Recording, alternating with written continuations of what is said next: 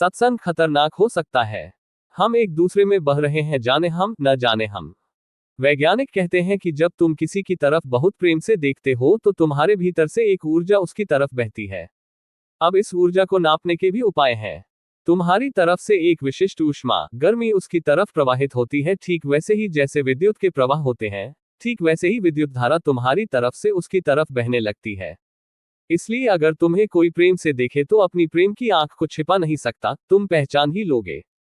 तुम्हें जब कोई घृणा से देखता है तब भी छिपा नहीं सकता, क्योंकि घृणा के क्षण में भी एक विध्वंसात्मक ऊर्जा छुरी की तरह तुम्हारी तरफ आती है, चुभ जाती है।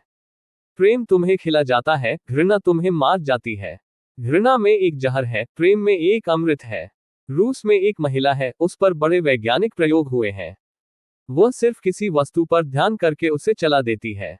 टेबल के ऊपर वह 10 फीट की दूरी पर खड़ी है और एक बर्तन रखा है।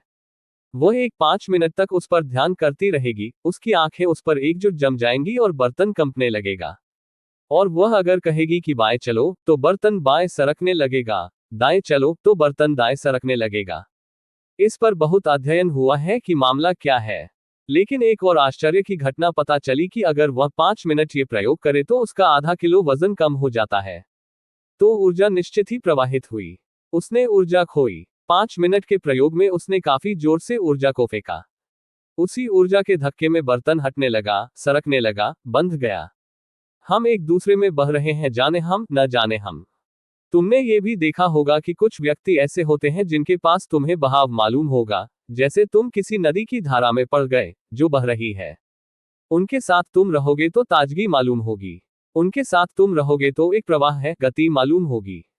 फिर कुछ ऐसे लोग हैं जो डबरों की तरह हैं, उनके पास तुम रहोगे तो ऐसा लगेगा तुम भी कुंद हुए, बंद हुए, कहीं बहाव नहीं मालूम होता, सड़ात सी मालूम होती है, सब रुका रुका, द्वार दरवाजे बंद, नई हवा नहीं, नई रोशनी नहीं। तुमने जाना होगा, देखा होगा। तुम जिनको आमतौर से साधु संत कहते हो, वे ऐसे ही डबरे हैं। उनके पास तुम जाकर बैठो थोड़ी देर, ठीक 24 घंटे किसी संत के पास रहना बड़ा मुश्किल है, वह तुम्हारी जान लेने लगेगा। उसके पास तुम हंस न सकोगे जोर से, तुम मजाक न कर सकोगे, तुम गीत न गुनगुना सकोगे। वह खुद भी बंद है, वह तुम्हें भी बंद करेगा। वह खुद अकड़ा बैठा है, वह तुम्हें भी अकड़ाएगा। उसने सब द्वार दरवाजे अपने बंद कर लिए हैं। वह कब्र बन गया है, वह तुमको भी कब्र बना देगा। इसीलिए तो लोग साधु संतों के दर्शन करके एकदम भागते हैं। नमस्कार महाराज और भागे, पैर छुए और भागे। ठीक ही करते हैं।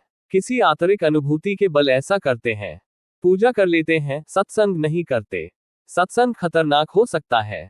जिन व्यक्तियों के पास प्रवाह मालूम होता है, जिनके पास तुम्हारे जीवन में भी स्फुरना होती है, तुम्हारे भीतर भी कुछ कंपने लगता है, डुलने लगता है, गति होने लगती है, उसका केवल इतना ही अर्थ है कि वे लोग तुम्हारे भीतर अपने प्राणों को डालते हैं।